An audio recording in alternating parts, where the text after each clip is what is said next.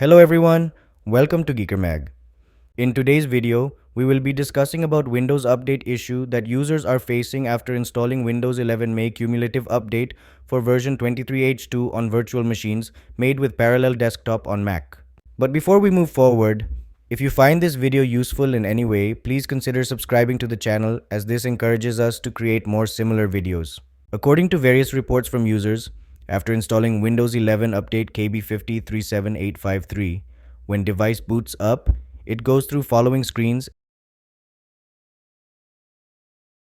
and ends up showing this install error message in the Windows Update settings page. The same issue is reported by other users on Parallels forums as well.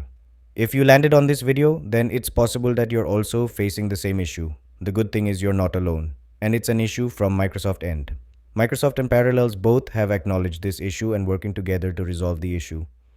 As of now, there's no workaround or solution suggested by both, but we hope that they will resolve the issue soon. Whenever we get more updates on this issue, we will update the information in the blog post added in the description.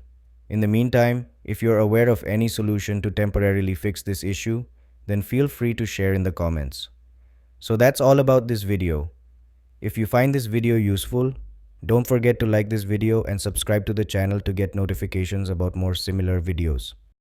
Thanks for watching.